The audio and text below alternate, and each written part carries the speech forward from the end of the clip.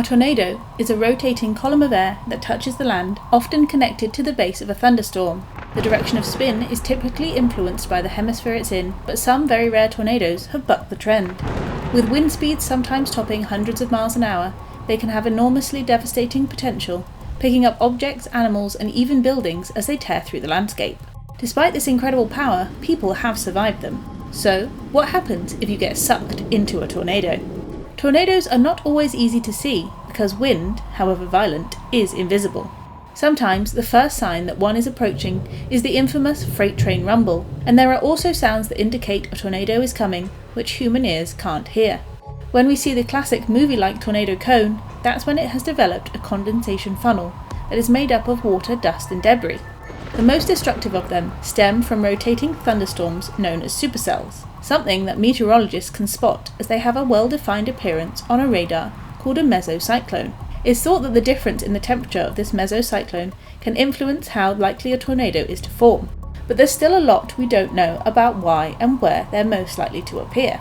Their strength is measured with the enhanced Fujita scale, a retrospective rating that goes from 0 to 5 by assessing the wind speed and damage caused by a tornado. The kind of damage considered includes the destruction of everything from small barns to high-rise buildings. The EF scale rounds off wind speeds at 512 km per hour in a category that encompasses strong frame houses lifted off foundations and carried considerable distances to disintegrate, automobile-sized missiles fly through the air in excess of 100 meters, trees debarked, steel-reinforced concrete structures badly damaged.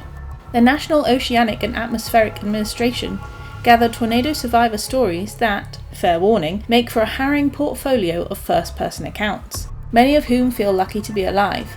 Among them were a couple that actually went into the tornado. Here's what they said.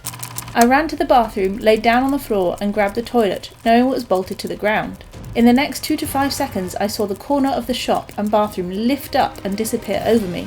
Then I was hit with a force I can't describe and felt myself being lifted into the air, travelling backwards at what seemed like 100 miles per hour. I was being hit from all directions by objects and beams from the building. I prayed for God to save me, then I was slammed back onto the ground. I realised I was alive and did not think I was hurt badly. Then the debris started falling out of the sky. I thought, oh great, I survived being sucked up into the air in a tornado, now I'm going to be crushed to death. Another survivor from Dallas, Texas recounted their story. They said, while I was waiting at Little Caesars, the tornado hit and sucked me out of the building. I found a support column to hold onto at first. Then it spun me off the column and onto a truck. I tried holding onto the hood of the truck, but there was nothing to hold onto. I ended up on the ground holding onto the rim of the left front tyre until it stopped. The tornado was an EF3 with sustained winds of 140 miles per hour, and it was 1,300 yards wide at its base. I am lucky to be alive for sure. I don't think you will meet many people in your life who have survived something like this.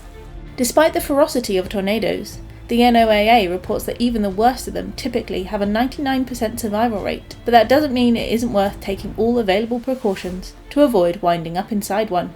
For the best advice on what to do in the event of a tornado, whether you're in your car, at home, or outside, visit their safety advisory. Thank you for watching IFL Science. Please subscribe for more videos like this.